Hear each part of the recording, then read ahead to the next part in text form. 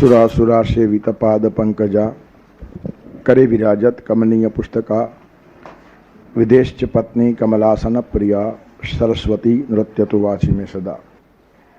वसुदेवसुतं देवं कंसचाणूरमर्दनं देवकी परमानंद कृष्णं वंदे जगद्गुरुम्। अर्जुन उवाच किं तद्ब्रह्म किमध्यात्मम् किं तद्ब्रह्म किमध्यात्मम् किं तद्ब्रह्म किमध्यात्मम् किं तद्ब्रह्म किमध्यात्मम् किं कर्म पुरुषोत्तम किं कर्म पुरुषोत्तम किं कर्म पुरुषोत्तम किं कर्म पुरुषोत्तम अधिभूतं च किं प्रोक्तम् अधिभूतं च किं प्रोक्तम् अधिभूतं च किं प्रोक्तम् अधिभूतं च किं प्रोक्तम् अधिदैवं किमुच्यते अधिदैवं किमुच्यते अधिदैवं किमुच्यते अधिदैवं किमुच्यते अधियज्ञः कथं कोत्र अधियज्ञः कथं कोत्र अधियज्ञः कथं कोत्र अधियज्ञः कथं कोत्र देहेऽस्मिन् मधुसूदन देहेऽस्मिन् मधुसूदन देहेऽस्मिन् मधुसूदन देहेऽस्मिन् मधुसूदन प्रयाणकाले च कथं प्रयाणकाले च कथं प्रयाणकाले च कथं प्रयाणकाले च कथं ज्ञेयोषि नियतात्मभिः ज्ञेयोऽसि नियतात्मभिः ज्ञेयोषि नियतात्मभिः ज्ञेयोऽसि नियतात्मभिः। 7મો અધ્યાય પૂરો થયા પછી અર્જુન પ્રશ્નોની જડી વરસાવે છે. કિમ તદ્બ્રહ્મ કિમ અધ્યાત્મ કિમ કર્મ પુરુષોત્તમ. હે પુરુષોત્તમ, તમે જે કહ્યું તે બ્રહ્મ શું છે? કિમ તદ્બ્રહ્મ. કિમ અધ્યાત્મ, અધ્યાત્મ શું છે? કિમ કર્મ, કર્મ શું છે? અધિભૂતમ છે કિમ પ્રોક્તમ, અધિભૂત કોને કહેવાય છે? અધિદૈવમ કિમુચ્યતે, અધિદેવ દૈવ શબ્દ કોના માટે ઉચ્ચારાય છે? અધિયજ્ઞ કથમ કોત્ર દેહેસ્મિન મધુસૂદન. હે મધુસૂદન, અધિયજ્ઞ કહ, અધિયજ્ઞ કોણ છે? અને અસ્મિન દેહે કથમ, તે આ દેહમાં કેવી રીતે રહે છે? આ શરીરની અંદર અધિયજ્ઞનો શું અર્થ થાય છે? અને પ્રયાણ કાલે પીચ કથમ જ્ઞેયોસી નિયતાત્મભી નિયતાત્મભી પ્રયાણ કાલે કથમ જ્ઞેહ અસી. જે નિયતાત્મભી એટલે સંયમી લોકો છે, જેને પોતાના આત્મા ઉપર પ્રયત્ન કર્યો છે. આવા જે આત્મવાન લોકો, સંયમી લોકો છે, તે પ્રયાણ કાલે તને કેવી રીતે જાણે છે? કથમ જ્ઞેયોસી, તમે કેમ જાણવા યોગ્ય છો એના માટે. આવી રીતના લગાતાર 7 પ્રશ્નો અર્જુને પૂછ્યા છે અને એનું બીજ 7મા અધ્યાયમાં છે. આ બધા જ શબ્દો ભગવાને 7મા અધ્યાયના છેલ્લા 2 શ્લોકમાં વાપર્યા છે. જરા મરણ મોક્ષાય મામાશ્રિત્ય યતંતીએ. જરા અને મરણમાંથી મુક્ત થવાને માટે જે લોકો મારો આશ્રય કરીને પ્રયત્ન કરે છે તે લોકો તે બ્રહ્મ તદ્વિદુ, તે લોકો એ બ્રહ્મને જાણે છે. તો અહીંયા અર્જુનનો પ્રશ્ન છે કેમ તદ્બ્રહ્મ. પછી કે છે કૃષ્ણમ અધ્યાત્મમ કર્મ ચાખિલમ. સંપૂર્ણ અધ્યાત્મ એમને ખબર પડે છે. તો બીજો પ્રશ્ન છે કેમ અધ્યાત્મમ કર્મ ચાખિલમ. તો કે છે કિમ કર્મ પુરુષોત્તમ. જેટલા શબ્દો ભગવાને ત્યાં વાપર્યા છે તે બધા જ પ્રશ્નો અહીંયા એણે પૂછ્યા છે. એટલે અનુસંધાન બિલકુલ જોડાણ છે. પછી કે છે સાધિભૂતાદિ દૈવમ મામ સાધિયજ્ઞમ ચયે વિદુહુ. જે લોકો અધિભૂતમાં, અધિદૈવમાં અને અધિયજ્ઞમાં મને ઓળખે છે. એટલે આ જ 2 પ્રશ્નો અર્જુને પૂછ્યા છે. અધિભૂતમ ચ કિમ પ્રોક્તમ અધિદૈવમ કિમુચ્યતે અધિયજ્ઞ કથમ કોત્ર દેહેસ્મિન મધુસૂદન. અને પ્રયાણ કાલે પી ચમામ તે વિદુર યુક્ત ચેતસ. એ યુક્ત ચેતસ લોકો પ્રયાણ કાલે મને જ જાણે છે, મને જ પામે છે. એક પ્રશ્ન પૂછ્યો નિયત આત્મભી. ત્યાં યુક્ત ચેતસ હતો, અહીંયા નિયત આત્મા, એક જ અર્થ છે. યુક્ત ચિત્ત લોકો પ્રયાણ કાળમાં પણ મને જ પામે છે. તો અહીંયા કહે છે જે સંયમી લોકો છે તે પ્રયાણ કાળમાં તમને કેવી રીતે પામે છે? કથમ જ્ઞેય હસી.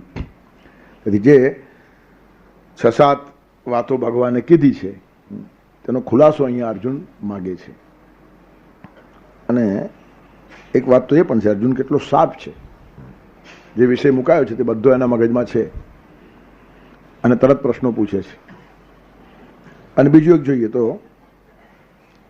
આટલા બધા પ્રશ્નો અર્જુનને બહુ પૂછવા જેવા લાગતા પણ નથી. અર્જુનનું જે ખરેખર ધ્યાન કેન્દ્રિત થયું છે ને તે પ્રયાણકાળમાં. પ્રયાણકાલે પિચ મામ તે વિદુર યુક્ત ચેતસઃ. પ્રયાણકાળમાં એ લોકો મને પામે છે. તો ભગવાનને પામવા એ જ મોટા મોટી વાત છે, એટલે એ ખરો પ્રશ્ન છે.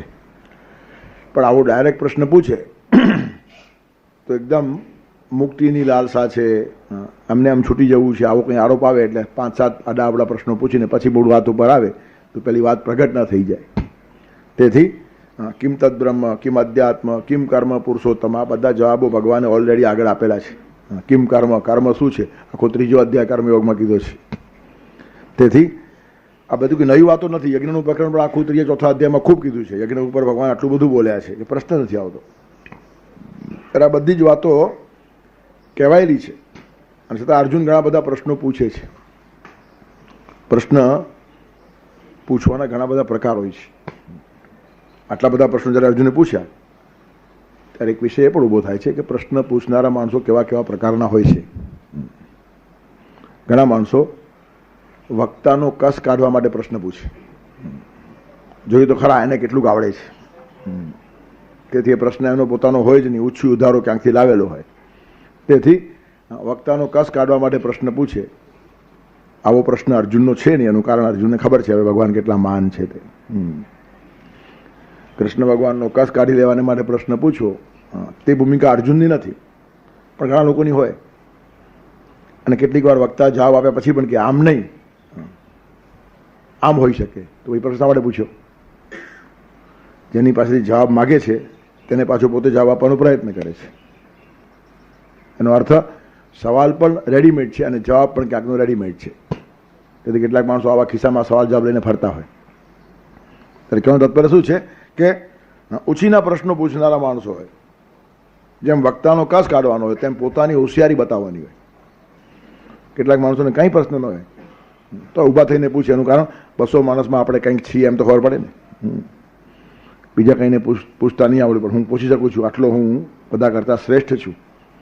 તેથી વક્તાનો કસ કાઢવાની એક મનોભૂમિકા પ્રશ્નની અંદર હોય, કાં તો હું કંઈક બહુ હોશિયાર છું એ દેખાડવાની વાત હોય, કાં તો કોઈકને આડા પાટે ચડાવી દેવો હોય તો ઘણા માણસો પ્રશ્ન પૂછે. એવો પ્રશ્ન પૂછે કે વિષયાંતર થઈ જાય. અને ઘણા માણસો કરતા હોય, જે વાત કરવી છે એ વાતમાં રસ ન હોય ને આડે પાટે ચડાવવો હોય તો ખોટો જ પ્રશ્ન વચમાં પૂછે એટલે ગાડી બીજા પાટે ઉતરી જાય. ત્યારે આ પણ એક પ્રશ્ન પૂછવાની પદ્ધતિ છે. બે માણસો એકવાર ફરવા નીકળ્યા, થોડાક પિસ્તા સાથે લીધેલા ખાવાના.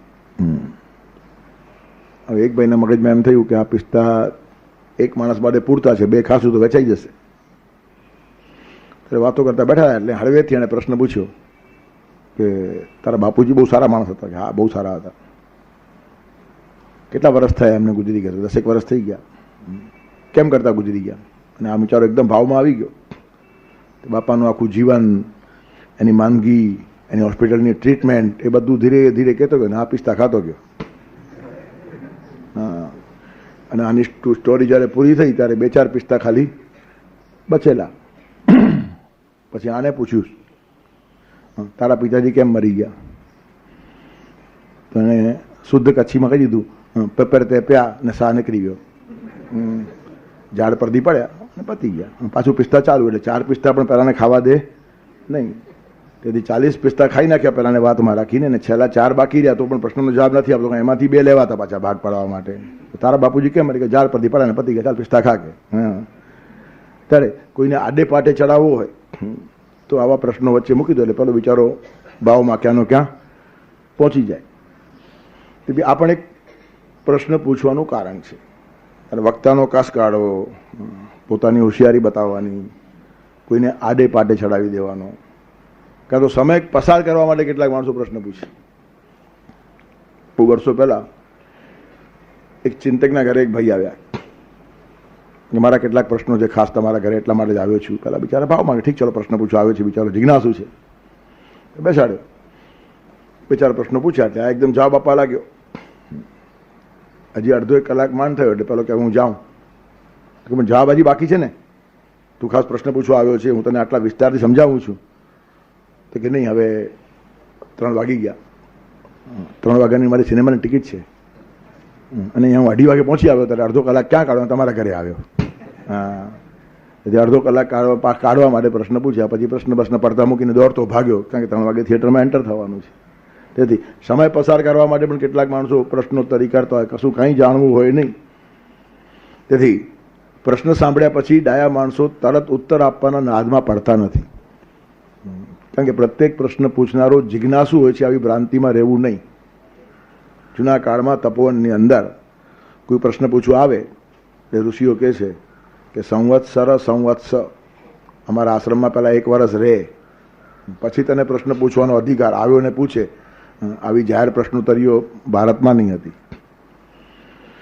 સત્સંગ અને સ્વાધ્યાય કર્યો નથી, બુદ્ધિ પરિપક્વ થાય નહીં ત્યાં સુધી પ્રશ્ન પૂછવાની લાયકાત જ આવતી નથી. તેથી જાહેરમાં પ્રશ્નોત્તરી ગોઠવી દેવાય અને જે આવે તે પૂછતો જાય. બજાર થોડું છે આ. પ્રશ્નોત્તરી નિશ્ચિત ગ્રુપની અંદર જ હોય. ઘણા માણસો કે તમારા પ્રવચન પછી પ્રશ્નોત્તરી રાખીએ, ઠીક છે રાખો, એનો અર્થ નથી કંઈ. પ્રશ્ન પૂછનારને કંઈ મળશે નહીં ને મને પણ ઠીક છે, હવે રેડીમેડ જવાબો ઘણા ગીતાએ આપી જ રાખ્યા છે, એટલે કે મૂંઝવણની વાત નથી, પણ એનો કંઈ અર્થ નથી. It carries no meaning. પ્રશ્નોત્તરી અભ્યાસુ ગ્રુપ સાથે જ હોય, લિમિટેડ ગ્રુપમાં હોય, જેની કક્ષા હોય, પ્રશ્ન પૂછનારની પણ કક્ષા હોય. તેથી સંવત્સ પશ્ચાત યથા કામાન પ્રશ્નાન પૃચ્છસ્વ યદિ વિજ્ઞાસ્યામ કથયિષ્યામ. આ ઋષિનું સ્ટેટમેન્ટ છે. 1 વર્ષ અહીંયા રહેવું પડે તપોવનમાં, અને પશ્ચાત યથા કામાન પ્રશ્નાન પૃચ્છસ્વ. 1 વર્ષમાં તારા ઘણા પ્રશ્નોનો જવાબ આવી જશે, કંઈ પૂછવા જેવું રહે જ નહીં. 1 વર્ષ જેણે નિયમિત સત્સંગ અને સ્વાધ્યાય કર્યો હોય, બધા જ પ્રશ્નો ઉપર પ્રકાશ પડી જાય. કારણ બધું જ આવતું જાય. રોજ એક માણસ બોલતો હોય તો વર્ષમાં કેટલું બોલાય, કયા પ્રશ્નો બચવાના હતા. બધા પ્રશ્નો ક્યારના ખાક થઈ જાય.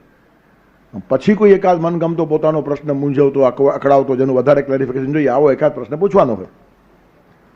કોન્ફ્યુશિયસે પણ પોતાના સિસ્ટમ રાખી દે આશ્રમમાં આવી રીતની. 12 વર્ષ 14 વર્ષ ભણીને છોકરો જાય ત્યારે છેલ્લો એક પ્રશ્ન પૂછવાની છૂટ, કે જે એને અકળાવતો હોય, મૂંઝવતો હોય. ત્યારે પ્રશ્નોત્તરી એટલે કંઈ એ જાહેર પ્રોગ્રામ નથી. 1 વર્ષ રહે અને પછી તને જે પ્રશ્ન મૂંઝવતો હોય તે પૂછ, અને એમાં જવાબદારી નહીં પાછી. યદિ વિજ્ઞાસ્યામ કથયિષ્યામિ. હા, જાણતા શું જવાબ આપશું, નહીં જાણતા શું તો બંધાયેલા નથી. બીજો કોણ જાણે છે તે બતાવી દેશું. કેટલી ઉપનિષદની ગરિમા છે, ઋષિઓની કેટલી ગરિમા છે. આવી રીતનું એક આખું ચેપ્ટર છે ઉપનિષદની અંદર. એક રાજા એક ઋષિ પાસે પ્રશ્ન પૂછે છે. 2-3 પ્રશ્નોનો જવાબ આપ્યા પછી ઋષિ કહે છે કે હવે આના કરતાં આગળ મારી પાસે જ્ઞાન નથી, મારું જ્ઞાન પૂરું થયું, હવે તું પહેલાં ઋષિ પાસે જા, બાકીના જવાબો એ આપશે. પાછા એ ઋષિ પાસે જાય, ત્યાં પ્રશ્નો પૂછે, અમુક જવાબો એ આપે અને પાછું બીજા ઋષિ પાસે મોકલાવે. હું જ બધું જાણું છું, મારી પાસે આવ્યા પછી ક્યાંય જવાની જરૂર નહીં. આવા બોગાઓ ભારતમાં પાક્યા જ નથી. એ જડ લોકો છે. ઋષિ પોતે ઉઠીને કે મારું અહીંયા પૂરું થયું, હવે આગળ જા. એક સિસ્ટમ છે, સ્કૂલ્સ ઓફ ફિલોસોફી. એમાં કોઈ નાનું મોટું હોય જ નહીં. દર્શન શાસ્ત્ર છે અને બધા દર્શનો સાયમલ્ટેનિયસલી માન્ય છે. વૈશેષિક, ન્યાય, સાંખ્ય, યોગ, પૂર્વમીમાંસા, વેદાંત, આટલું જ નહીં, જૈન, બૌદ્ધ, ચારવાક, બધા દર્શનો એક સાથે આ દેશમાં ફરતા હોય. કોઈ જાતની કમ્પેરિઝન નહીં. કોઈ મોટું શું ને કોઈ નાનું શું, આ પ્રશ્નો ખરેખર ભારતમાં હતા જ નહીં. એ બધી બાલિશતા જ્યારે ધર્મમાં ઘૂસી ત્યારે સરખામણી થવા લાગી. મહાત્માઓ પણ સ્પર્ધા કરે, પેલો મહાત્મા મોટો કે આ મહાત્મા મોટો. મોટાની ચર્ચા કરે તે માણસો ખોટા જ હોય એમ સમજીને ચાલો. 2 ઝાડ ઊભા હોય ને તો મોટું ઝાડ કોઈ દિવસ નાના ઝાડને તુચ્છ સમજતું નથી, અને નાનું ઝાડ કોઈ દિવસ મોટા ઝાડની ઈર્ષ્યા કરતું નથી. એ બધા અપલક્ષણો આપણામાં છે. બંને ઝાડ સાથે ઊભા હોય, મોટું ઝાડ ઊભું હોય, નાનું ઝાડ ઊભું હોય. ચકલી આકાશમાં ઉડનાર ગરુડની કોઈ દિવસ ઈર્ષ્યા કરતી નથી, ને ગરુડ કોઈ દિવસ ચકલીને તુચ્છ સમજતું નથી. અને આકાશ બધાને ઉડવાનો અવકાશ આપે છે. આવી રીતનું મોટું હૃદયાકાશ હોય તે જ માણસો ધાર્મિક ક્ષેત્રમાં કામ કરી શકે. બાકી અસ્તવ્યસ્ત માણસોનો આ ક્ષેત્રમાં પ્રવેશ એ પાપ છે. તો જ્યાં ઋષિઓ પોતાની મેળે કે મારો પ્રાંત પૂરો થયો, હવે એના કરતાં આગળ પહેલાં ઋષિ બહુ મહાન છે, તો એની પાસે જા, તને સમાધાન થશે. તે લગાતાર 5-7 ઋષિઓ પાસે ધીરે ધીરે રાજા ગયો છે, જ્ઞાનની કક્ષાઓ મેળવતો. અધિકારી માણસ પાસેથી જે મળે ને તેની જુદી મજા છે. હવે જે ઋષિ પાસે મોકલાવે છે એ ઋષિ પાસેથી આને પણ સાંભળ્યું હશે, પણ એનો જવાબ હું નહીં આપું, કારણ એ આપશે તો મજા આવશે. મારું પ્રાંત પૂરું થયું એટલે શું એને ખબર નથી? પુસ્તકોમાંથી બધા જવાબ મળે છે, પણ તે રેડીમેડ જવાબો કામ લાગતા નથી. એ કક્ષા જે માણસની હોય ને તે માણસ એક વાક્ય બોલે એની અસર થાય. વાક્ય તો એનું એ હોય, પણ તું જા અને એની પાસેથી આ વાક્ય સાંભળ, તને ઓર મજા આવશે. એનું કારણ એના જીવનમાં એ સૂત્ર અને મંત્ર પ્રકાશિત થયો છે. મારી પાસે જેટલું પ્રકાશિત હતું એટલે મેં કીધું, બાકીનું પણ મારી પાસે છે, પણ એ ગોખેલું છે, એની અસર નહીં પડે. તેથી બધી કક્ષાઓ બધાને ખબર હતી. ટકેશેર ભાજીને ટકેશેર ખાજા એવું નહીં હતું. યાજ્ઞવલ્ક્યની પોતાની એક કક્ષા છે, પતંજલિની પોતાની એક કક્ષા છે, વશિષ્ઠની પોતાની એક કક્ષા છે, વિશ્વામિત્રની પોતાની એક કક્ષા છે, અત્રિ ઋષિની પોતાની એક કક્ષા છે, ભારદ્વાજની એક કક્ષા હોય, મનુ ભગવાનની એક કક્ષા હોય. કેટલા બધા ઋષિઓ છે, એમાં સૂક્ષ્મ સૂક્ષ્મ બારીક ભેદ હોય. બધા જ મહાન છે, હલકો કોઈ જ નહીં. પણ દરેકના જીવનની અંદર અલગ અલગ મંત્રોનો પ્રકાશ થયેલો હોય. ગાયત્રી મંત્ર વિશ્વામિત્ર એના પ્રવર્તક, એટલે એમને કંઈ રચ્યો નથી, એના પ્રકાશક છે. જે ઋષિ એ મંત્રને પોતાના જીવનમાં પ્રકાશિત કરે તે મંત્ર જોડે ઋષિનું નામ જોડાઈ જાય. જેમ સત્યનું નામ જોડાઈ ગયું હરિશ્ચંદ્ર જોડે. હરિશ્ચંદ્ર કરતા પહેલાં બધું અસત્ય હતું. સત્યમેવ જયતે તો વેદનો સિદ્ધાંત છે. તેથી સૃષ્ટિની ઉત્પત્તિની સાથે આ બધા મૂલ્યો નક્કી થયેલા છે, પણ કોઈ માણસ પોતાના જીવનમાં એ મૂલ્યોને પ્રકાશિત કરે તેનું નામ જોડાઈ જાય. અને પ્રકાશિત માણસ છે તે જ્ઞાન આપવાનો ખરો અધિકારી છે. એટલે બીજા માણસો ચાપલ્ય નહીં કરતા હતા, પોતાની મર્યાદાઓ સમજતા હતા. બધું જ હું ભણાવી દઈશ, બધું જ હું ભણાવી દઈશ, આ મૂર્ખાઈનું લક્ષણ છે. પોતાની મર્યાદા જે માણસ સમજે તેના જેટલો મહાન બીજો કોઈ નથી. એની જ બુદ્ધિ મહિમાવંતી છે, જે બુદ્ધિને પોતાની મર્યાદા ખબર છે. બુદ્ધિને મર્યાદા છે અને તે બુદ્ધિએ પોતે જ નક્કી કરવી પડે. બુદ્ધિ બહુ મહાન છે. ઇન્દ્રિયાણી પરાન્યાહુ ઇન્દ્રિયેભ્ય પરમ મન મનસસ્તુ પરા બુદ્ધિ યો બુદ્ધે પરતસ્તુ સહ. ઇન્દ્રિયોથી મન શ્રેષ્ઠ, મનથી બુદ્ધિ શ્રેષ્ઠ અને બુદ્ધિથી પરમાત્મા શ્રેષ્ઠ. એટલે બુદ્ધિ પરમાત્મા પછીનું નેક્સ્ટ તત્વ છે. આટલી મહાન છે, પણ છતાં એની મર્યાદા છે, ઠેઠ સુધી પહોંચે નહીં. ગણપતિનો એક દાંત આખો છે ને એક દાંત અડધો છે, તે આ જ દેખાડે છે. અડધો દાંત બુદ્ધિનો છે અને આખો દાંત શ્રદ્ધાનો છે. શ્રદ્ધા જ્યાં સુધી પહોંચે ત્યાં સુધી બુદ્ધિ પહોંચી શકતી નથી. તેથી અડધો દાંત, ગણપતિ બુદ્ધિના દેવ છે, છતાં બુદ્ધિનો દાંત અડધો રાખ્યો છે. બુદ્ધિ હંમેશા અધૂરી છે, પણ જ્યાં સુધી જાય ત્યાં સુધી ચલાવવી જ જોઈએ. અધૂરી છે એટલે ચલાવવાની નહીં એવું નથી, ચલાવો, પણ કોઈક ઠેકાણે અટકતા આવડવું જોઈએ. અને ક્યાં અટકવાનું એ જેની બુદ્ધિ પોતે નક્કી કરે છે તે માણસ મહાપુરુષ. એ અટકવાના નિયમો બહાર નથી હોતા, અંદરથી આવે છે. તેથી અને પોતાને ખબર પડે છે. પછી જાણી જોઈને માણસ ચાપલે કરે તો ભલે, પણ નહીં તો એને ખબર પડે કે અહીંથી આગળ વધવા જેવું નથી. અને ત્યાંથી પછી શ્રદ્ધાનો પ્રાણ શરૂ થાય. ભવાની શંકરૌ વંદે શ્રદ્ધા વિશ્વાસ રૂપિણૌ. તેથી શ્રદ્ધા અને વિશ્વાસનો એક પ્રાણ શરૂ થાય છે. પણ એ બુદ્ધિ ચલાવ્યા વગર શરૂ થઈ જાય ને તો એ અંધશ્રદ્ધાનો પ્રાણ થઈ જાય. તેથી બુદ્ધિ ચલાવીને નક્કી કરો કે હવે બુદ્ધિ ચલાવવા જેવી નથી, પણ પહેલાં બુદ્ધિ ચલાવવી જ પડે. કેટલાક નિર્બુદ્ધો ચલાવતા જ નથી. અને એવું જો થાય તો ધર્મની અંદર વેવલાઈ અને બેવકૂફી ઘૂસી જાય અને બહુ મોટું નુકસાન થાય. હું હંમેશા કહું છું, બે પ્રકારના માણસો નુકસાન કરે છે. એક બેવફા બુદ્ધિમાનો અને બીજા વફાદાર બેવકૂફો. જ્યારે જ્યારે ધર્મને નુકસાન થયું ત્યારે આ બે ટોળા તમને જોવા મળશે. ટોળામાં રહેલો 5-10% માણસ બુદ્ધિમાન હોય પણ બેવફા છે. સાચું સમજીને પણ મોઢું ખોલવાની હિંમત નથી. આવા વેવલા પંડિતો હોય છે આ બધા. સત્યને માટે મોઢું ખોલવાથી આપણને નુકસાન થાય તો આપણી મોટાઈને હાનિ પહોંચે, કાં તો કંઈ સ્વાર્થ જોખમાં આવે, કાં તો આર્થિક નુકસાન થાય, કાં તો એ ગ્રુપમાંથી બહાર નીકળી જવું પડે તો. તેથી મોઢું બંધ રાખીને આ બધા બેઠા હોય.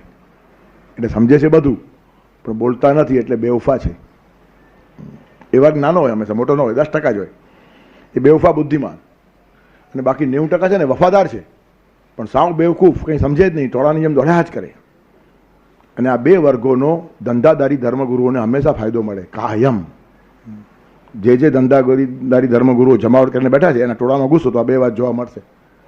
સાચું સમજનારો નાનો વર્ગ મોઢું બંધ રાખીને બેઠો છે, અને જે મોટો વર્ગ દોડ્યા કરે છે તે એટલો બધો બેવકૂફ છે કે બુદ્ધિ ચલાવતો જ નથી. ત્યારે બુદ્ધિ ન ચલાવવી એ બેવકૂફી છે, અને બુદ્ધિ અટકવું જોઈએ ત્યાં ન અટકવું એ બદમાશી છે, બાલિશતા છે. તેથી બુદ્ધિ ચલાવીને માણસને અટકતા આવડવું જોઈએ. તેથી અડધો દાંત બુદ્ધિનો છે એટલે અમુક હદ સુધી બુદ્ધિ લઈ જાય અને પછી એક નવો પ્રાંત શરૂ થાય, અને તે પ્રાંતની અંદર શ્રદ્ધા કામ કરે. શંકરાચાર્ય જેવો મહાપુરુષ, બુદ્ધિનો હિમાલય છે. અને વેદાંતનો જે અદ્વૈતવાદનો કૂદકો છે ને, આટલો કૂદકો ત્યાર પછી વિશ્વમાં કોઈએ માર્યો નથી. અદ્વૈતવાદ મગજમાં લોકોને ઉતરતું નહીં હતું. બ્રહ્મ સત્ય જગત મિથ્યા, વાત શું છે? જગત મિથ્યા કેવી રીતનું? અણુ પરમાણુમાં પરમાત્મા છે. એટમિક એનર્જીની શોધ થઈને એનાથી વેદાંતને ખૂબ સહાયતા મળી સમજવામાં. વેદાંત તો પરફેક્ટ છે જ પહેલેથી જ, પણ અણુમાં પણ શક્તિ છે. અને આટલું જ નહીં, matter can be transform into energy. પદાર્થનું રૂપાંતર શક્તિમાં થઈ શકે એ વાત જ્યારે આઇન્સ્ટાઈને કરીને, ત્યારે આઇન્સ્ટાઈને વેદાંત દર્શનની સૌથી મોટી સેવા કરી છે. જે શંકરાચાર્યને કેવું હતું વૈચારિક લેવલ ઉપરથી, તે પ્રેક્ટિકલ લેવલ ઉપર આ સાયન્ટિસ્ટે કહી દેખાડ્યું કે કોઈ પણ અણુને ફોડો તો એમાંથી શક્તિ પ્રગટે. શક્તિ એ પરમાત્મા છે. તેથી શક્તિ વગરનો અણુ પરમાણુ પણ નથી. તેથી થિયરી ઓફ રિલેટિવિટીની આ બધી વાતો જ્યારે આવી, સાપેક્ષવાદ, કાં તો ભગવાને મહાવીર જે અનેકાંત દ્રષ્ટિ આપી, એ બધાની પછવાડે આ જ ભાવ છે. ત્યારે શંકરાચાર્ય બુદ્ધિના હિમાલય છે. પણ બહુ સરસ વાત કે છે કે વેદોને ખૂબ માને. વેદ એટલે ભગવાન. શંકરાચાર્યને જો એમ કહો કે વેદ અને ભગવાનમાંથી પસંદ કરો તો એ વેદને પસંદ કરશે. ભગવાનને બીજો નંબર આપે, પહેલો નહીં આપે. અને ભગવાનને પહેલો નંબર આપે તે અદ્વૈતવાદ કહી જ શકે નહીં. અદ્વૈતનો અર્થ જે દેખાય છે બધું મિથ્યા. ભગવાન પણ દેખાતા હોય તો મિથ્યા. શક્તિ દેખાય જ નહીં. વ્યક્તિ દેખાય, શક્તિ દેખાય નહીં. વિચાર, વાણી, વર્તનમાં જે વ્યક્ત થાય તે વ્યક્તિ, અને પાછળ રહી જે પ્રેરે તેને જાણો ઈશની શક્તિ. ત્યારે વ્યક્તિ દેખાય, શક્તિ દેખાય નહીં. અને શક્તિને સર્વસ્વ માનનારો માણસ વ્યક્તિને પહેલો નંબર આપી જ શકે નહીં. તેથી ભગવાન કે વેદ એ વાત જો આવે તો શંકરાચાર્ય વેદને માથું નમાવશે. કારણ કે Brahman alone is real, the entire world is appearance. એક બ્રહ્મ, પરમાત્મા જ રિયલ છે. પરમાત્મા શબ્દ પણ ન વપરાય, એના માટે બ્રહ્મ જ વપરાય. એ જ માત્ર સત્ય છે અને બાકી બધું મિથ્યા છે. આખું જગત દેખાય છે તેમ ભગવાન પણ જો દેખાતા હોય તો એ જગતનો એક પદાર્થ થઈ ગયા. તેથી ભગવાનને બદલે પણ વેદ માનશે આટલો માણસ, વેદને માટે આટલી નિષ્ઠા. પણ એ માણસ બુદ્ધિના મર્યાદાને અને મહિમાને સમજે છે. એક તરફથી કહે છે કે વેદો જો એમ મને કહે કે અગ્નિ ઠંડો છે તો હું માનીશ નહીં. વેદો કે અને હું માનીશ નહીં, આ વાક્ય શંકરાચાર્યના મોઢામાં છે ને, વેદાંત વાંચનારો માણસ ગભરાઈ જાય. વેદ વાક્ય પ્રમાણ, આપ્ત વાક્ય પ્રમાણ, પ્રત્યક્ષ અનુમાના ગમા પ્રમાણાની, પ્રત્યક્ષ અનુમાન ને આગમ પ્રમાણ, 3 પ્રમાણો મુખ્ય છે. એમાં આગમ એટલે વેદ. વેદને પ્રમાણ માનનારો માણસ જો એમ કે હું વેદ માનીશ નહીં, તો દર્શન શાસ્ત્રનો અભ્યાસ હોય ને તેને ખબર પડે કે આ કેટલી મોટી વાત છે. આપણા ધ્યાનમાં પણ નહીં આવે. એનું કારણ શંકરાચાર્યમાં આપણે એટલા ઊંડા ગયા નથી. પણ વેદ પણ જો આવતીકાલે કે અગ્નિ ઠંડો છે તો હું માનીશ નહીં, એનું કારણ મારો અનુભવ એના કરતાં જુદો છે. તો પછી વેદને માનતા નથી એમ નહીં. આગળનું વાક્ય સમજવા જેવું છે. વેદો જો મને કહેશે કે અગ્નિ ઠંડો છે તો હું માનીશ નહીં, એનું કારણ મારો અનુભવ છે કે અગ્નિ ગરમ છે. પણ હું વેદને એટલા માટે માનું છું કે મને ખાતરી છે કે વેદો આવું કહેશે જ નહીં. આને કહેવાય રીઝન્ડ ફેઇથ. ફેઇથ ખરો, પણ બુદ્ધિ ચલાવ્યા પછી પરિપક્વ થયેલી શ્રદ્ધા છે, આંધળી શ્રદ્ધા નથી. વેદને કહેલી વાતને પણ વેરીફાઈ કરવાની હિંમત છે. વેદ પ્રમાણની આટલી બધી પ્રતિષ્ઠા ભારતમાં છે. આ તો દર્શન શાસ્ત્રનો કાળ ગયો એટલે.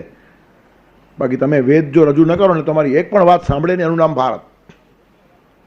એ શંકરાચાર્ય હોય, વલ્ભાચાર્ય હોય, રામાનુજ હોય, માધવાચાર્ય હોય કે નિંબાર્કાચાર્ય હોય, પોતાની વાત સમાજમાં મૂકવા માટે વેદ પણ આમ કે છે એમ એમને કહેવું જ પડે. વેદ જો ન કહેતા હશે તો તમારું દર્શન નાસ્તિક દર્શન છે. અને જૈન, બૌદ્ધ અને ચારવાકને નાસ્તિક દર્શન એટલા માટે જ ઠરાવ્યા છે કે એ લોકો વેદનો આધાર લેતા નથી. જૈન દર્શન નાસ્તિક ગણાય છે, બૌદ્ધ દર્શન નાસ્તિક ગણાય, ચારવાક દર્શન નાસ્તિક ગણાય. નાસ્તિક એટલા માટે નહીં કે ભગવાન નથી માનતા. ભગવાન માનવા એ મનુષ્યની એક સાયકોલોજી છે, સાયકોલોજીકલ જરૂરિયાત છે. એક ચિંતક કહે છે, if there is God, well and good. ભગવાન છે તો બહુ સારી વાત છે. But suppose if there is no God, we have to create one. જો ભગવાન ન હોય ને તો આપણે એક ઊભો કરવો પડશે. શા માટે? It is our psychological necessity. એ આપણી માનસિક જરૂરિયાત છે. ભગવાન ન હશે તો હૂંફ કોની પાસે મેળવશો? નિર્ગુણ નિરાકાર હૂંફ આપી શકતું નથી. એ જ તો ગોપીઓ અને ઉદ્ધવનો ઝઘડો છે. આ ખાલી ઉપર છેલ્લો ઝઘડો નથી. મોટા મોટા ચિંતકોને પણ ભગવાન માનવો પડે, જેને બધી જ ખબર છે બ્રહ્મ સત્ય જગન મિથ્યા, ઈશ્વર દર્શન આપતા નથી, એ શંકરાચાર્યને ખબર છે. અને છતાં એ ભગવાનના દર્શન પોતાની માને કરાવે છે. મરતી વખતે પોતાની માની ઈચ્છા પૂરી કરવા માટે જાત જાતના સ્તોત્રો ગાયા છે આ માણસે. નહીં તો અદ્વૈતવાદી માણસને સ્તોત્ર જોડે લાગે વળગે જ નહીં. શરણ્યો લોકેશો મમ ભવતુ કૃષ્ણોક્ષી વિષય, સમગ્ર લોકોને શરણ આપનારા હે કૃષ્ણ, મારા આંખનો વિષય બનો, મારી સામે ઉભા રહો. સામે ઉભો રહે દ્વૈત આવ્યું ને. અદ્વૈતનો માણસ દ્વૈતના સ્તોત્ર ગાય છે. આ તો મજા છે. તેથી બુદ્ધિની મર્યાદા સ્વીકારતા આવડે છે. નવો પ્રાંત શરૂ થાય, અનુભવનો પ્રાંત શરૂ થાય, શ્રદ્ધાનો પ્રાંત શરૂ થાય. અને તે વેવલી શ્રદ્ધા કે બાલિશ શ્રદ્ધા કે આંધળી શ્રદ્ધા ન હોય, એને રીઝન ફેઇથ કહેવાય. બુદ્ધિની પરિપક્વ અવસ્થા એટલે શ્રદ્ધા. નિર્બુદ્ધોની લાચારી એટલે શ્રદ્ધા નહીં. અભણને ગાંઠી માણસો વગર વિચારે શ્રદ્ધા રાખે ને તે અંધશ્રદ્ધા હોય. અંધશ્રદ્ધાનો જ કોઈ લાભ લઈ શકે, શ્રદ્ધાનો કોઈ ગેરલાભ ઉઠાવે નહીં. શ્રદ્ધા તો ગેરલાભ ઉઠાવનારને પણ હાચમાચાવી નાખે. શ્રદ્ધા તો લાખો કરોડોમાં એકાદ માણસમાં હોય. મોટા ભાગે અંધશ્રદ્ધા જ ચાલતી હોય. તેથી કહેવાનું તાત્પર્ય, શ્રદ્ધા એ બહુ મોટી અવસ્થા છે. ત્યારે બુદ્ધિ જ પોતે નક્કી કરે પોતાની મર્યાદા. બુદ્ધિ પાસે બહુ તાકાત છે, અને છતાં એને પોતાની મર્યાદા ખબર પડે તે જેનો મહિમા છે. તેમ સાગર પાસે બહુ તાકાત છે, આકાશ જેટલા મોજા ઉછાળી શકે, પણ એને પોતાની મર્યાદા પણ ખબર છે. કિનારાથી આગળ જાય નહીં, તેથી સાગર મહાપુરુષ છે. તેથી સાગર સ્થિત પ્રજ્ઞ છે. આપૂર્ય માણમ અચલ પ્રતિષ્ઠમ સમુદ્ર માપ પ્રવિશંતિ યદવત તદવત કામાયમ પ્રવિશંતિ સર્વે શશાંતિ માપનોતિ ન કામ કામી. સાગર પાસે મસ્તી છે અને છતાં મર્યાદા ખબર છે, તેમ બુદ્ધિ પાસે શક્તિ છે અને જેને મર્યાદા ખબર છે તે મહાપુરુષોને સાગરની ઉપમા અપાય. એ મહાપુરુષો સાગર જેવા હોય, વિશાળ દિલના. રેલાઈ આવતી છો ને બધી ખારાશ પૃથ્વીની, પણ સિંધુના ઉરમાંથી તો ઉઠશે અમી વાદળી. દુનિયાભરની ખારાશ સાગર સ્વીકારી લે, પણ દુનિયાને તો વાદળનું મીઠું પાણી જ બનાવીને વરસાવે. ત્યારે ખારું પી મધુરું દિયે, કા સાગર કા સંત. પોતે ખારું પી અને જગતને મીઠું આપે એવા બે જ લોકો, સાગર અને સંત. બાકી મીઠું પીએ તો કડવું આપતા હોય. ત્યારે દુનિયાની ખારાશ પી જઈને જે મીઠાશ આપી શકે, અને એ જ મીરાબાઈનું ગૌરવ છે. મીરાબાઈએ દુનિયાભરનું ઝેર પીધું. ઝેર તો પીધા જાણી જાણી, અજાણી નહીં, હા, સમજીને પીધા છે. ઝેર તો પીધા છે જાણી જાણી મેવાડના રાળા, ઝેર તો પીધા છે જાણી જાણી, નથી રે પીધા અજાણી. સમજપૂર્વક જે માણસ ઝેર પીએ, કડવા ગુટડા પચાવી જાય અને છતાં મીઠાશ વરસાવે, તે માણસ મહિમાવંતો છે. તેથી આ બધા જે આચાર્યો છે ને, તે બહુ જ ઉમદા લોકો હતા, શ્રેષ્ઠ લોકો હતા, અને પોતાની મર્યાદા સમજતા હતા. અને ગોખેલું જ્ઞાન આપવાથી કોઈનું કલ્યાણ થતું નથી એ ખબર છે. તેથી પોતાને જવાબો ખબર હોવા છતાં અમુક ઠેકાણે જવાબ નહીં આપે. એનું કારણ, એ મંત્રને પહેલા ઋષિએ પ્રકાશિત કરો, ત્યાં જા, ત્યાં તને અસર પડશે. હું કહીશ તેની અસર નહીં પડે. એ તો પોથી પાંડિત્ય બધા પાસે હોય.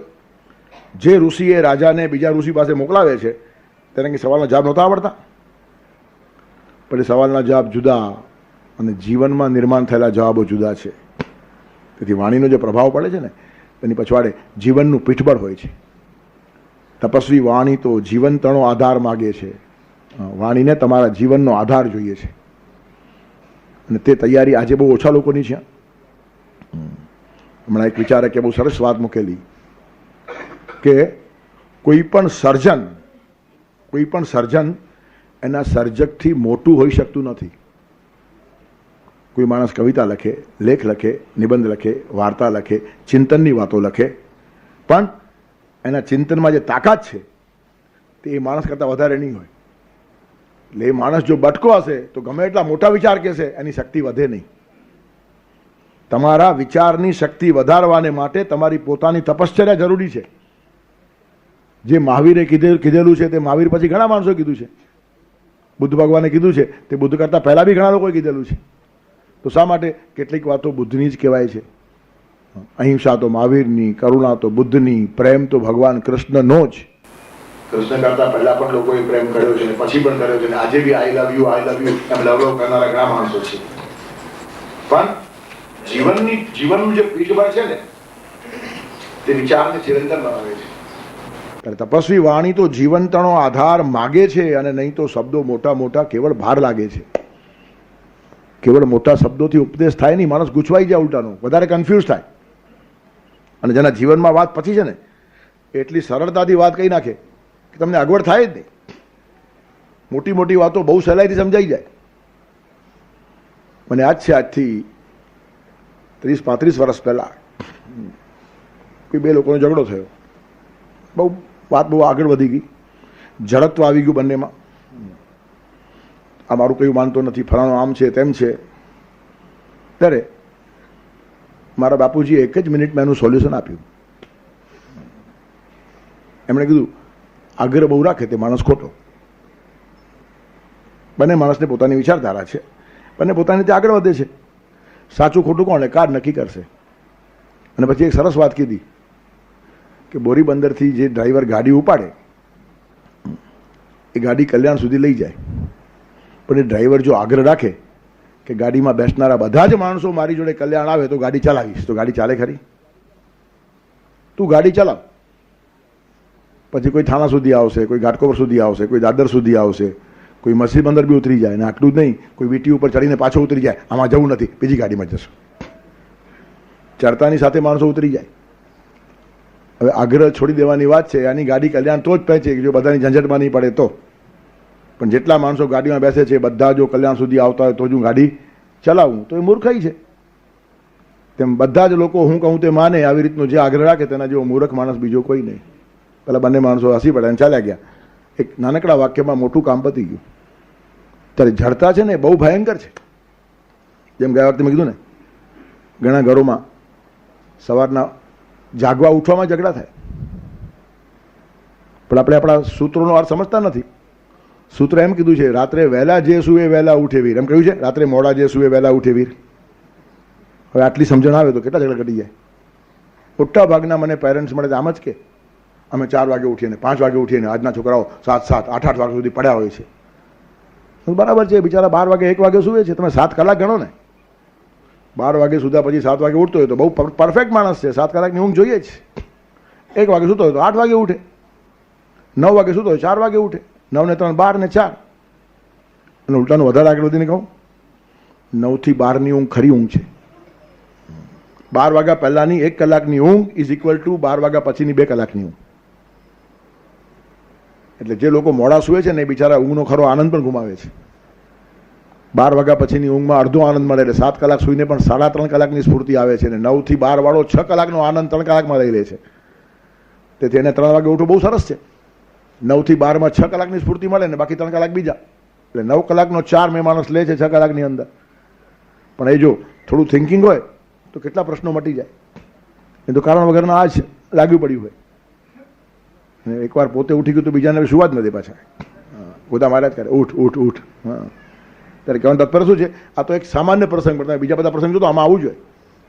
જડતા હોય, આગ્રહ હોય, શિસ્તની અતિશયતા હોય. શિસ્ત કોને કહેવાય? પોતાની મેળે માણસ પાડે તો શિસ્ત. એને પાડવાનું મન થવું જોઈએ. હમણાં અમે લોકો જઈ આવ્યા આનંદ પર્યટનમાં, કોઈ બંધન નહીં, એક પણ ક્લાસ ફરજિયાત નહીં, બધા મરજિયાત. અને આટલો સરસ આનંદ બધાને આવ્યો કે એનર્જી ખરેખર રિક્રિએટ થઈ. એનો અર્થ શું છે? જડતા છોડવી એ બુદ્ધિનો મહિમા છે. બુદ્ધિમાન માણસ કોઈ દિવસ જડ હોય જ નહીં, ઋષિઓ જડ હતા જ નહીં. તેથી પ્રશ્ન પૂછ્યા પછી અહીંયા મારી મર્યાદા છે, હવે તો આગળ જાય. એનું કારણ ત્યાં તને અધિકારી માણસ પાસે સાંભળવા મળશે. બધી જ વાતો મને ખબર છે, પણ મારો અધિકાર નથી કહેવાનો. તેથી આ બધી કક્ષાઓ હતી ને આટલા બધા ફરક હતા.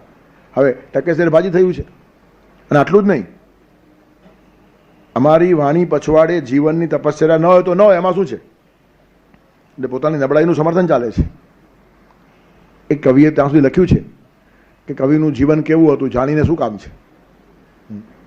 મારું જીવન ગમે તેવું હોય, તમે અમારી કવિતા જુઓ ને, કવિનું જીવન કેવું હતું એ જાણીને શું કામ છે? એના કવનમાં બસ મને દેખાય રસના જામ છે. કવિતામાં રસના જામ છે, માણો એ ગમે તેવું જીવતો હશે. ઠીક છે, કાવ્યનો જ થાય, જીવન ના બદલે. કોઈ થર્ડ ક્લાસ માણસની કવિતા પણ સારી હોઈ શકે, પણ તે કવિતામાં જીવન પરિવર્તન કરવાની તાકાત હોતી નથી. જીવન પરિવર્તન જીવનથી જ થાય છે. ત્યારે કહેવાનું તાત્પર્ય શું છે? કવિનું જીવન કેવું હતું એ જાણીને શું કામ છે? એના કવનમાં બસ મને દેખાય રસના જામ છે. કોયલ ભલે કાઢી રહી, પાડે નહીં સંતાનને, પણ કોણ સાંભળતું નથી એના મધુરા ગાનને? કોયલ કાઢી છે, લુચ્ચી છે, પોતાના સંતાન કાગડાના માળામાં ઉછેરાવી લે છે. તો કાળી અને લુચ્ચી કોયલના ગીત પણ તમે સાંભળો છો તો અમે ભલે કાળા અને લુચ્ચા હોઈએ પણ અમારી કવિતા સારી છે કે નહીં? પોતાની નબળાઈનું ચાલતું રહેલું સમર્થન છે. ઠીક છે, એકાદ કવિતા સારી લખી પણ નાખે માણસ, પણ સારી કવિતા લખવી અને સારું જીવવું, જીવન અને કવનનો સુમેળ હોય ને ત્યારે માણસ ઋષિ કહેવાય. તેથી કવિ પાસે ઋષિ થવાની ક્ષમતા છે. કવિતા જેને મળી છે ને ભગવાનનો પ્રસાદ છે, એનામાં ઋષિ થવાની ક્ષમતા ખુલ્લી છે. પણ જાગૃત રહીને જીવન જીવે તો, અને ન જીવે તો એ કવિતા પણ પેટ ભરવાનું સાધન બની જાય, ઋષિ બનવાને બદલે માણસ ભાટ બની જાય. તેથી કવિને બે દિશા ખુલ્લી છે, ઋષિ બનવાની પણ દિશા ખુલ્લી છે અને ભાટ થવાની પણ ખુલ્લી છે. પરમાત્મા તરફ જાય તો ઋષિ થાય, અને પેટ ભરવા માટે હલકા માણસોની ખુશામતમાં કવિતાનો ઉપયોગ કરે ને તો એ ભાટ થઈ જાય. ત્યારે ઋષિ થવું કે ભાટ થવું એ કવિએ નક્કી કરવું જોઈએ. તેથી જીવનની તપશ્ચર્યાનું પીઠ બળાવે તો આખી વાત બદલાઈ જાય. ત્યારે બુદ્ધિનો પણ કેટલોક મહિમા છે એ ધ્યાનમાં આવવો જોઈએ. ત્યારે કસ કાઢવા માટે કેટલાક પ્રશ્નો પૂછે, પોતાની હોશિયારી દેખાડવા માટે પ્રશ્નો પૂછે, બીજાને આડે પાઠે ચડાવવા માટે પ્રશ્નો પૂછે, સમય પસાર કરવા માટે પ્રશ્નો પૂછે. આવું બધું છે નહીં. અર્જુનના પ્રશ્નોમાં આવું દેખાતું નથી. એનું કારણ સમય પસાર કરવાનો ટાઈમ જ નથી, લડાઈ ચાલુ છે. કુરુક્ષેત્રના મેદાનમાં ઊભો છે, ટાઈમ પાસ કરવાની તો વાત આવતી જ નથી. ભગવાનનો કસ કાઢવો છે એ વાત પણ ભૂલાઈ ગઈ. આટલું જ નહીં, આડે પાટે ચડાવવાની પણ વાત નથી. પણ થોડાક ભગવાન 7મા અધ્યાયમાં ખુલ્લા પડી ગયા છે. હું ભગવાન છું એમનાથી કહેવાઈ ગયું છે, જે ગુપ્ત રાખેલું હતું. ભાવાવેશમાં માણસ બહાર આવી જાય ને, રસોમહમ અપસુ કૌંતેય પ્રભાસ્મી શશી સૂર્યયો. સૂર્યમાં અને ચંદ્રમાં રહેલું તેજ હું છું, પાણીમાં રહેલો રસ હું છું, તેજસ્વીઓમાં તેજ હું છું. અહમ કૃષ્ણસ્ય જગત પ્રભવ પ્રલયસ્ત તથા મત્ત પરતરમ નાન્યત કિંચિદ અસ્તિ. અરે મને છોડીને જગતમાં કશું છે જ નહીં. મયી સર્વમિદમ પ્રોતમ સૂત્રે મણિગણા ઇવ. દોરામાં જેમ મણકા પરોવાય તેમ આખું વિશ્વ મારામાં પરોવાયેલું છે. એટલે અર્જુનનો મગજ ચક્કર ખાય છે કે આ ગોવાળીઓ નંદ યશોદાની પાસે ઉછરેલો છોકરો અને મત્ત પરતરમ નાન્યત કિંચિત, મારાથી અલગ જગતમાં કશું નથી, શું બોલે છે? એટલે ગૂંચવાડો ઊભો થયો છે. નાટકમાં જે દાઢી મૂછ લગાડીને એક્ટર કામ કરતો ને એની મૂછ એકાએક નીકળી જાય ને માણસ કેમ ઓળખાઈ જાય, તેવું થઈ ગયું છે ભગવાનનું. 7મા અધ્યાયમાં ભક્તિયોગમાં પ્રવેશ કર્યો છે અર્જુન. ભગવાન થોડા ભાવમાં આવી ગયા અને એટલી બધી મોટી વાતો કહી નાખી છે કે અર્જુનને એમ થયું કે તે બ્રહ્મ તદ્વિદુ, એ લોકોને બ્રહ્મ ખબર પડે છે અને આ પોતે કે હું બ્રહ્મ છું. તેથી પ્રશ્ન ઊભો થયો, કિમ તદ બ્રહ્મ? ભગવાન તમે હવે ખુલ્લા થાવ, એકદમ થયા છો તો તમારાથી છોડીને બીજું કશું જ નથી, એનો અર્થ તમે બ્રહ્મ છો. કિમ તદ બ્રહ્મ? કિમ અધ્યાત્મ? અધ્યાત્મ શું છે? તેથી થોડાક પ્રશ્નો ભગવાનને એટલા માટે પૂછે છે કે અર્જુન થોડો ચકિત થયો છે.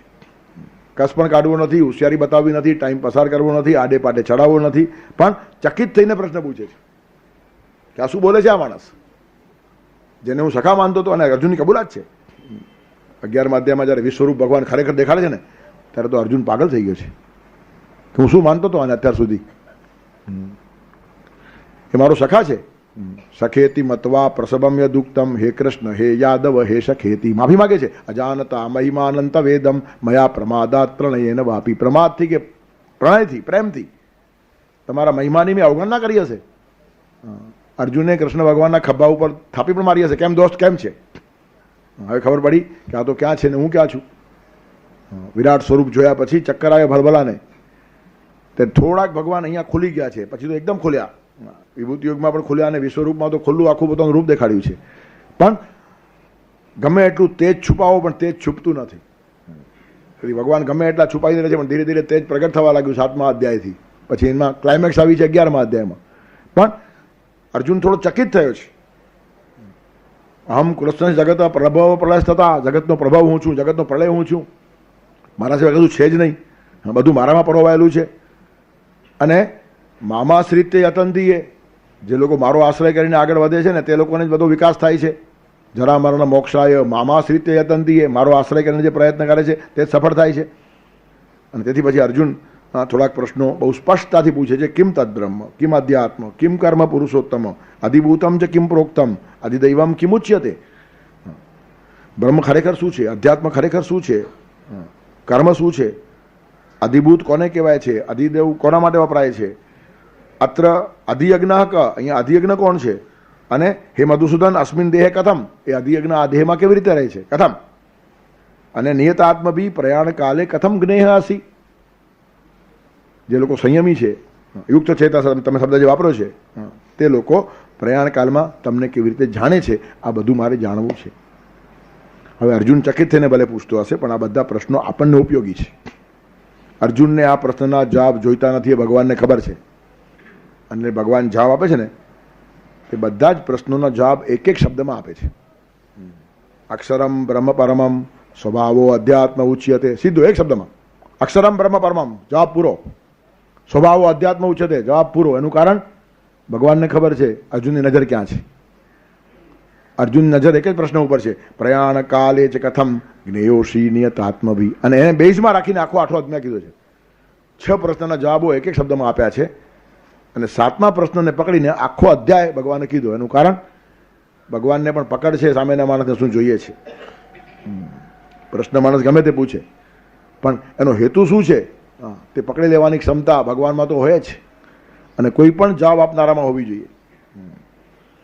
સામેનો માણસ શું પૂછવા માગે છે, પૂછી શકતો નથી, પણ એની પૂછવાની ઈચ્છા શું છે, ત્યાં સુધી માઇન્ડ રીડિંગ અને ફેસ રીડિંગ આ મોટી વાત છે. માઇન્ડ રીડિંગ છે ને એ બહુ મોટી કલા છે.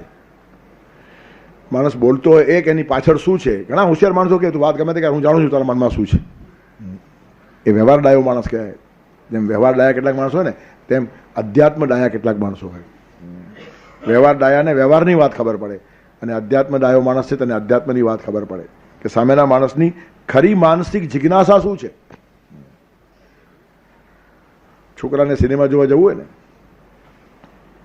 બાપાની પાસે પૈસા માગવા જાય. આ જૂના કાળની વાત છે, હવે કોઈ જતું નથી માગવા, પહેલેથી લઈ જ રાખ્યા હોય છે. હવે કાળ બદલાયો એટલે જૂના દ્રષ્ટાંતો બહુ કામ ન લાગે. પણ જૂના કાળમાં બાપાની ધાક હતી, અને એક બે આના પણ માગવા તો બાપા પાસે માગવા પડે, ખિસ્સામાં હોય જ નહીં. ત્યારે સિનેમા જોવા માટે પૈસા માગવા જાય ને બાપા ત્યાં બેઠા હોય, કાં તો બે ચાર મિત્રો બેઠા હોય ત્યારે જ માગવા જાય. એટલે પેલો બાપા મિત્રોની હાજરીમાં ના પાડી શકે, અને બાપા એકલા બેઠા હોય ભૂલે છો કે તો લગભગ ના પાડવાની સંભાવના જ છે. તો બાપા પાસે જઈને પેલા બીજા બે ચાર આડી વાત કરે. તમારા પેલા મિત્ર છે ને ગઈકાલે મળ્યા હતા, તમારા ખૂબ વખાણ કરતા કે તને આવા બાપુજી મળ્યા ને તારું ભાગ્ય છે. મને પણ ખરેખર ગૌરવ થયું તમારા પુત્ર હોવા માટે. કાંઈ બીજો માણસ કે એની વધારે અસર થાય. એ બાપા થોડા પીગળવા લાગે. પછી આડી અવડી એક બે વાતો કરતા, તમારી ખાસ પૂછા કરતા હતા, તબિયતની પૂછા કરતા હતા, આમ છે તેમ છે. ને પછી આડો એકથી કે બાપા એક પિક્ચર સારું આવ્યું છે, ચાર ના આપશો? હા લે દીકરા જા. કારણ કે તું મારો દીકરો છે, તને ભાગ્ય લાગતું હતું કે પવલીમાંથી હું ગયો. હા, ત્યારે બીજા આડા અવડા બે ચાર પ્રશ્નો પૂછીને પછી મૂળ કામ કરે. તેમ પ્રયાણ કાલેસીનો પ્રશ્ન અર્જુને એટલા માટે પછી પૂછ્યો છે કે જરાક ઢીલા કરવા જોઈએ ભગવાનને. ત્યારે આમ છે તેમ છે, અધ્યાત્મ શું છે, બ્રહ્મ શું છે, અધિયજ્ઞ શું છે, અધિદૈવ શું છે, કર્મ શું છે, અને પછી એકદમ ઠેકાણે આવ્યો છે પ્રયાણ કાલે છે કથમ જ્ઞેયોસી નિયતાત્મભી. અને એ વાત ન સમજે એટલા ભગવાન ભોળા નથી. ભગવાન ભોળાનાથ છે, ભોળા નથી. ઘણા માણસો કે શિવજી ભોળા. આશુતોષ, જે આંસુ એટલે જલ્દી સંતોષ પામે, તોષ એટલે સંતોષ, ને આંસુ એટલે જલ્દી જલ્દી ખુશ થાય, એનું નામ ભોળાનાથ. ભોળાનાથને ઇઝીલી બનાવી શકાય. એ દેવ જલ્દી બની જાય, બની જાય એવા નથી. ભોળાનાથનો અર્થ છે ભોળાઓના નાથ, પોતે ભોળા નહીં. બહુ વર્ષો પહેલાં બધા ગાડીઓમાં ભજન ગાય ને, ઘણા લોકો એની સ્પેશિયલ ટ્રેન હોય છે, ભજનની ટ્રેન, એમાં ભજન ગવાતા હોય. એમાં એક ભજન સાંભળેલું 40 વર્ષ પહેલાં. હું ગાંડો નથી રે, હું ઘેલો નથી રે, કોઈનો છેતર્યો છેતરાઉં એવો ભોળો નથી રે. આ ભજન ભગવાન પોતે ગાય છે. લોકોને કહે છે મને ગાંડો સમજતા નહીં, હું ભોળો નથી. જાણી જોઈને ભોળવાઈ જાઉં. તમારા ભોળપણ ઉપર દયા ખાઈને હું ભોળવાઈ જાઉં, તમને બે લાભ આપી દઉં એ વાત જુદી છે, પણ હું ગાંડો નથી રે, હું ઘેલો નથી રે. બહુ મને કંઈ ભજન ખ્યાલ નથી, પણ શબ્દો બધા આવા હતા. ધર્મનું એકાદ પિક્ચર આવે, પછી 12 આનામાં એકાદ ટિકિટ લે અને એમાં જઈને દર્શન કરી આવે. ઘણા માણસો પગે લાગે સિનેમામાં, હા, બહુ ભાવુક લોકો હોય. રામ આવ્યા એટલે બધા માજીઓ આમ નમસ્કાર કરે, સિયાવર રામચંદ્ર કી જાય. પણ એ રામને પછી બહાર હોટલમાં દારૂ પીતો જોઈએ તો છક થઈ જાય. હા, તેથી એક્ટિંગ કરવી જુદી અને હોવું જુદું. રામની એક્ટિંગ કરનારા બધા રામ નથી હોતા. ત્યારે કહેવાનું તાત્પર્ય શું છે કે શ્રદ્ધાથી માણસો જાય. તેથી એ ભજનમાં એવું બી કંઈક આવે છે કે એવા 12 આનાના ભાવમાં હું સસ્તો નથી રે, હું ગાંડો નથી રે, હું ગેલો નથી રે. એટલે 12 આના ટિકિટ હતી ત્યારની વાત છે. એટલે આટલો જૂનો કાળ હતો. ત્યારે કહેવાનું તાત્પર્ય, અને 12 આનામાં બાલ્કની પાછી. હા, ગામડામાં બધું ખેલે જ અજબ હોય. ગામડામાં નાટક થાય ને એમાં ઓછી ટિકિટ લે તે આગળ બેસે ને વધારે ટિકિટ લે પાછળ બેસે. સિનેમામાં પાછળ બેસવું સારું, નાટકમાં આગળ બેસવું સારું. આજે પણ નાટકમાં થિયેટરમાં પહેલી સીટોની ટિકિટ વધારે હોય, પણ ગામડામાં એવું ન હોય. એક આનાવાળો આગળ બેસે અને રૂપિયાવાળો પાછળ બેસે. શા માટે ખબર છે? રૂપિયાવાળાને ખુરશી આપે અને ખુરશી આગળ મૂકે તો દેખાય કેમ પાછળવાળાને? તેથી આનો તાલ જ જુદો. ખુરશી ઉપર બેસવું હોય તો રૂપિયો ટિકિટ લાગશે અને પાછળ બેસવું પડશે, તો લોકો બેસતા, કારણ કે આવું ગણિત નહીં હતું. તેથી ગામડાની આખી લીલાઓ જ જુદી. ત્યારે બહુ જૂનો કાળ, પણ ભગવાન તેમાં પોતે કબૂલત આપે છે કે હું ગાંડો નથી રે, હું ગેલો નથી રે. ત્યારે ભગવાન ભોળા છે, છેતરાઈ જાય છે, એ ભ્રાંતિમાં રહો નહીં. જામનગરમાં એકવાર ગયો તો બહુ વર્ષો પહેલાં ભીડભંજન મહાદેવના મંદિરમાં. ત્યારે મેં કીધું કે આનું નામ છે ભીડભંજન. ભીડ એટલે દુઃખ, ભીડ એટલે આપત્તિ. જેની પાસે ગયા પછી દુઃખ ખલાસ થઈ જાય, આપત્તિ ખલાસ થઈ જાય તે ભીડભંજન, ભીડને ભાંગી નાખે તે ભીડભંજન. એ તો સામાન્ય અર્થ છે, એમાં ભગવાનનું વર્ણન છે. પણ આપણા માટે બીજો એક અર્થ છે. ભીડ એટલે ગીર્દી. ભગવાનના મંદિરમાં બહુ ગીર્દી થાય અને ગીર્દીને ભગવાન ભાંગી નાખે, તોડી નાખે, વિખેરી નાખે અને એમાંથી પોતાનો માણસ શોધી લે કે મંદિરમાં આવ્યા ઘણા પણ મારા માટે કોણ આવ્યો હતો. કોઈ મંદિરમાં જઈને ભગવાનને કે ભગવાન 8 દિવસ થયા, ભેંસ ખોવાઈ ગઈ છે, કૃપા કરો, ગમે તેમ કરીને ભેંસ મળે. કોઈ કહેશે ભગવાન ડિગ્રી મળી, ગ્રેજ્યુએટ થયો પણ નોકરી મળતી નથી. કોઈ કહેશે મારા મિત્રો બધા પરણી ગયા, મને છોકરી મળતી નથી. ત્યારે કોઈ નોકરી માટે જાય, કોઈ છોકરી માટે જાય, કોઈ ભેંસ માટે જાય, ભગવાન માટે કોણ જાય? એટલે આ બધી ભીડમાંથી મારા માટે કોણ આવ્યો છે તે શોધી કાઢે, તેને કહેવાય ભીડભંજન મહાદેવ. તેથી આ અર્થ આપણા માટે ઉપયોગી છે, માર્ગદર્શક છે. ત્યારે ભગવાન ભીડ દૂર કરે એ ભગવાનનું વર્ણન, અને ખોટી ભીડ દૂર કરીને સાચા માણસને ગોતી લે એ આપણું માર્ગદર્શન. તેથી એક જ શબ્દમાં બધા અર્થો સમાયેલા હોય. ત્યારે ભગવાન પ્રત્યેક માણસને ઓળખે, પારખી લે છે. ત્યારે ભગવાનને માટે ભગવાન પાસે જવું જોઈએ. ભગવાન છેતરાઈ જાય એટલા બોળા નથી. ત્યારે અર્જુન ગમે એટલા પ્રશ્નો પૂછે પણ ભગવાને આખી વાત તારવી લીધી કે આગળ જે મેં કીધું છે તેમાં ભગવાન અર્જુને થોડુંક રહસ્ય પકડ્યું છે અને ચકિત થયો છે. અને પ્રયાણ કાલે પણ મને જ લોકો જાણે તે વિદુર યુક્ત ચેતસા, યુક્ત ચેતો મને જ જાણી શકે. એટલે પ્રયાણ થયા પછી, મર્યા પછી પણ જાણવા જેવો હું જ છું. એટલે અર્જુન જરા ગૂંચવાયો છે ને આ બધા પ્રશ્નો પૂછીને છેલ્લો પ્રશ્ન જોરથી એને પૂછ્યો, પ્રયાણ કાલે છે કથમ જ્ઞેય હસી. અહીંયા બીજો પુરુષ વાપર્યો છે. પરમાત્મા કેવી રીતે જાણવા યોગ્ય છે એમ નથી કીધું, તમે કેવી રીતે જાણવા યોગ્ય છો. આ પ્રશ્ન બહુ ગજબ છે. પ્રયાણ કાલે આ લોકો તમને જ જાણે છે એમ તમે જ્યારે કહો છો તો તમે કેવા જાણવા જેવા છો એ મારે જાણવું છે. નિયતાત્મભિ પ્રયાણ કાલે કથમ જ્ઞેય અસી. તમે કેવી રીતે પ્રયાણ કાલની અંદર આ લોકોને જાણવા મળો છો, કાં તો એ લોકો તમને કેવી રીતે જાણી શકે છે, એ મારી જિજ્ઞાસા છે. તેથી છેલ્લા અધ્યાયના 7મા અધ્યાયના શ્લોકોની અંદર આ અધ્યાયનું બીજ છે. એ બીજમાં અર્જુનની સરળતા પણ છે, જિજ્ઞાસા પણ છે અને સૌથી વધારે ચકિતતા છે. એટલે આ બધા પ્રશ્નો આશ્ચર્યમાંથી આવેલા છે. ભગવાન જે રીતે બોલ્યા છે તેનું અર્જુનને આશ્ચર્ય થયું છે, થોડો હેપતાઈ ગયો છે, થોડો બેબાકડો થયો છે અને જાત જાતના પ્રશ્નો પૂછે છે. પ્રશ્નો પૂછવા એ માણસનો એક સ્વભાવ છે. પ્રશ્નોનો અંત જ નથી. ઝાડ ઉપર જેમ નવા નવા પાંદડા ઉગતા જાય તેમ મનમાં નવા નવા પ્રશ્નો ઉગતા જાય. આ પ્રત્યેક માણસનો અનુભવ છે. તમને એક પ્રશ્નનો જવાબ મળ્યો તેના કરતાં પહેલાં બીજા 7 પ્રશ્નો ઊભા થઈ જાય. There is no end to it.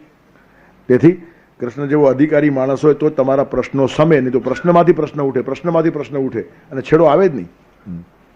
ગલીમાં ગલી છે ને એમાં ગલી છે, અંત જ ના આવે. એક જાણે એક વખતે એક રાજાએ કીધું કે એવો કોઈ ગાયક લઈ આવો જેનું ગીત પૂરું થાય જ નહીં. જે ગીત ગાય તે 3 મિનિટમાં પૂરું થાય, 5 મિનિટમાં પૂરું થાય, 10 મિનિટમાં પૂરું થાય. મને આવું ગીત સાંભળવું છે જે પૂરું થાય જ નહીં. હવે આવું ગીત ક્યાંથી આવે? આખા દિવસમાં પૂરું થાય, 2 દિવસમાં થાય, 4 દિવસમાં થાય, 7 દિવસમાં થાય. આખી રામાયણ ગાઈ નાખે તો 9 દિવસમાં પૂરી થાય. તો પછી ગીત પૂરું જ કેમ ના થાય? એવું ગીત ક્યાંથી આવે? પછી એક મળી ગયો સંગીતકાર કે હું ગાઉં, એમાં શું છે? પછી શરૂ કર્યું એને, ગલીમાં ગલી છે ને એમાં ગલી છે. પછી આગળ શું? તો કે એમાં વળી પાછી બીજી ગલી છે. પછી તો બીજી ગલીમાં ત્રીજી ગલી છે. એટલો બોલતો ગયો. અરે કે પૂરું ક્યારે થાય? કે તમે કહો ત્યારે.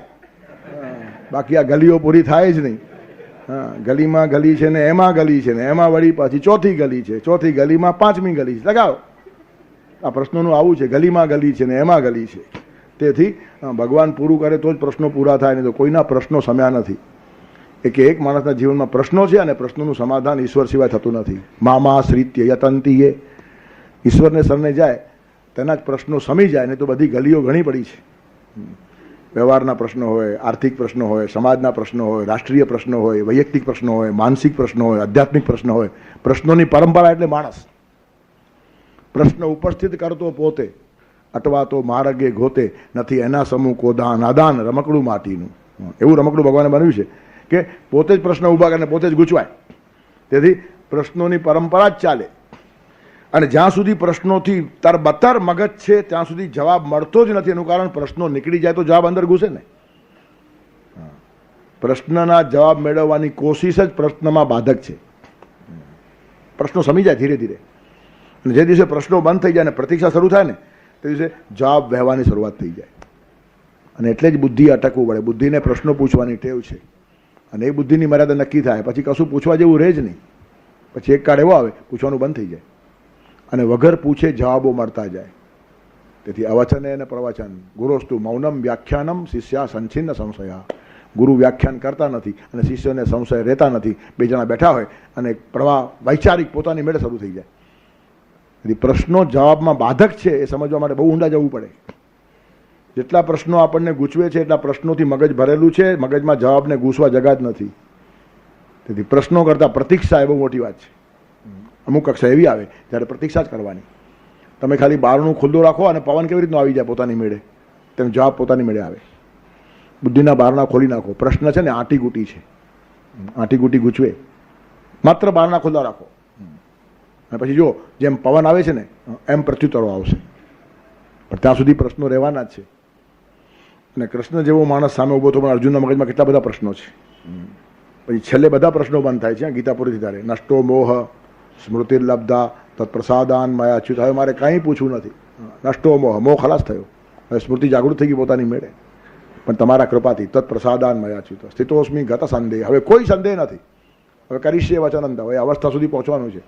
તેથી અર્જુન એ માર્ગે છે. હજી 18મા અધ્યાયમાં જે કબૂલાત આપશે ને તેની આ બધી પૂર્વ તૈયારી ચાલે છે. તેથી અનંત પ્રશ્નો છે. પ્રશ્નોનો કોઈ અંત જ નથી. નાંતમ જગામહ. પણ પરમાત્માની કૃપા થાય અને કૃષ્ણ જેવો માણસ સામે હોય તો પ્રશ્નો સમી જાય. આપણી પાસે કૃષ્ણ ભલે ન હોય પણ એમની ગીતા તો છે ને. તેથી આપણા પ્રશ્નો પણ સમી જવા અશક્ય નથી. પણ માત્ર પ્રતીક્ષા જોઈએ. બૌદ્ધિક અવરચંડાઈ, બૌદ્ધિક ચાપલ્ય, બૌદ્ધિક હોશિયારી જેટલી ધીરે ધીરે ઘટાડતા થશું ને અને બારણું ખુલ્લું રાખશું ને તો એ પરમાત્માનો પવન એવો છે કે અવાજ લાગશે અને આપણને પ્રસન્ન બનાવી દેશે. બધા પ્રશ્નોને સમિત કરી નાખશે. તો જે પ્રશ્નો અર્જુને પૂછ્યા છે તેના જવાબો ભગવાન આપવાનું શરૂ કરે છે. તેનું ચિંતન આવતા રવિવારે કરશું. શ્રી ભગવાન ઉવાચ અક્ષરમ બ્રહ્મ પરમમ સ્વભાવોધ્યાત્મમુચ્યતે ભૂતભાવોદ્ભવકરો વિસર્ગ કર્મ સંનિતઃ વસુદેવ સુતં દેવં કંસચાણૂરમર્દનમ દેવકી પરમાનંદમ કૃષ્ણં વંદે જગદ્ગુરું. ગુરુર્બ્રહ્મા ગુરુર્વિષ્ણુ ગુરુર્દેવો મહેશ્વર ગુરુઃ સાક્ષાત પરબ્રહ્મ તસ્મૈ શ્રી ગુરવે નમઃ.